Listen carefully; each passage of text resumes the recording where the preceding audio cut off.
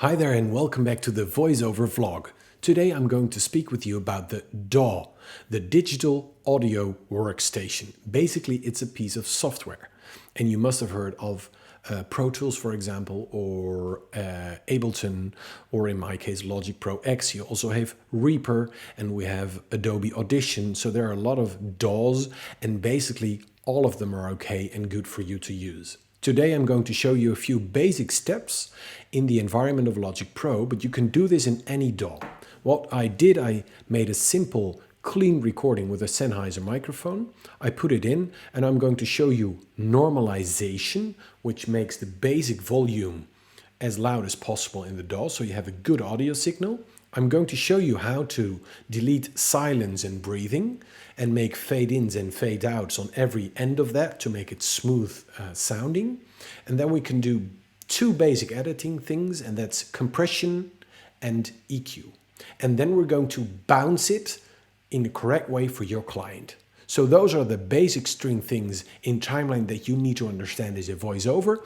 And in later episodes, I will get back to you with more in-depth knowledge on EQ and on channel strips and on mastering. So we will get back at it. This is just the real basic, and hopefully I can explain it very understandably to you. If you have any questions, please leave them in the comments. I'm here to help. This is a non-commercial channel, just a colleague voiceover willing to help you. So please let me know how I can do that. Thank you so much for watching, and I hope you enjoy.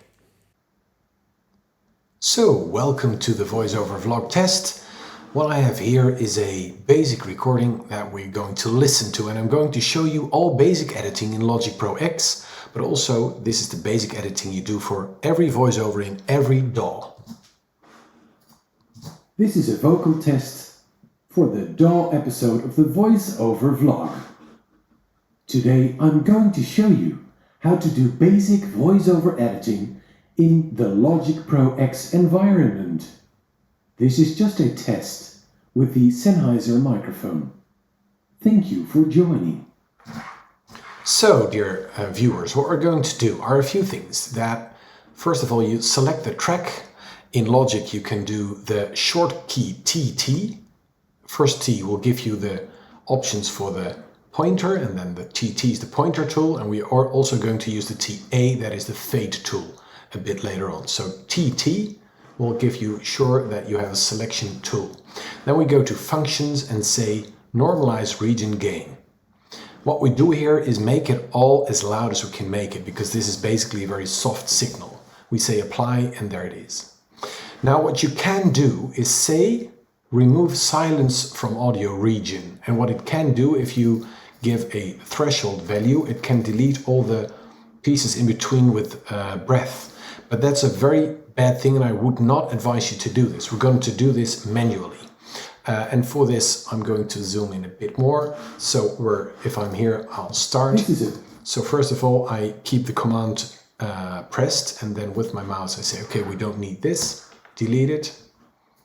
Put it back to the beginning. And then with TA, I make it a fade tool. So I make it a little fade. This is a vocal test for... So this is also keep command pressed. Delete this, TA. And there we go. Little fade, little fade. The DAW episode of the voiceover vlog. So here you already can see that some things are little clicks with your mouth or just breathing. You can see that if you have a good vocal booth, you can see this, because then silence is silence. Today I'm going to show you how... Here you hear the breath, so this is breathing. And after editing, you always give it a little listen. To do basic voiceover editing in... Also again breathing. There we are. So it seems like a lot of work, but this is basically what every voiceover has to do if the client asks you Logic to Pro X environment. This is... do basic editing. Make sure that you don't, for example, with some sounds. With the... Yeah, it seems, for example, here. With the scent test. With... Here's a breath. But don't clear everything, because you have to listen. If the breath is going, you don't lose the sound. Test. With the Sennheiser microphone. Thank you for... So here's one as well. And the size of the fade, you can also, if you think it's on the first part, you can make it bigger, and you can also give it another form. So Joining. we don't need this, and then we make basic fade. So what we did here is make a basic fade and cut, and all the breath is out. This is a vocal test for the DAW episode of the voiceover vlog. So what do we need then? What we first need, and I will close these and make the mixing pane. So this is my voiceover vlog mixing pane. Let me see. And then we can go to audio effects. And if you work on a Mac with Logic, there is some just standard stuff in there. So there's an EQ. You can just give it an EQ, and you can give it some dynamics, and then a compressor, for example.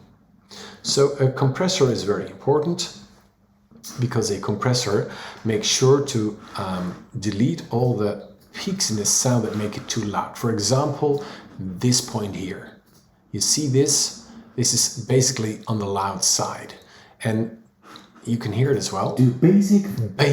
So the bay is a bit too loud. So what we can say is, let's do standard voice, and then we can say a bright vocal, for example, or a narration vocal. Is standard. This is all standard in Logic. This is a vocal test for the DAW episode of the voiceover vlog. Basically, what you need to know, there is a threshold, and a threshold is the lowest value of where you want the compressor to kick in. And there's also a limiter in this one. We can also change views and blah blah, but basically it's a threshold. There's a ratio, that's how much it will kick in and lower the lowest, the hardest sounds. Makeup, because with a compressor you lose volume, so then you can kick it up again here.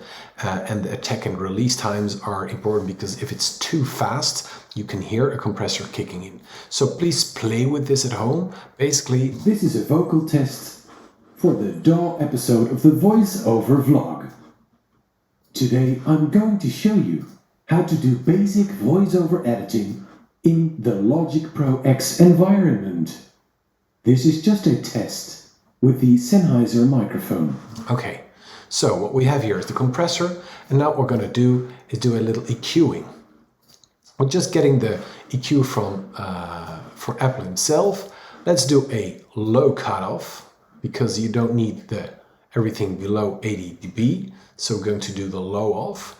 Then you have no problems with air conditionings in cars driving by, but it's also typically what we do in sound. And with a 10K up, it's giving it a bit more air. This is a vocal test for the DAW episode of the voiceover vlog.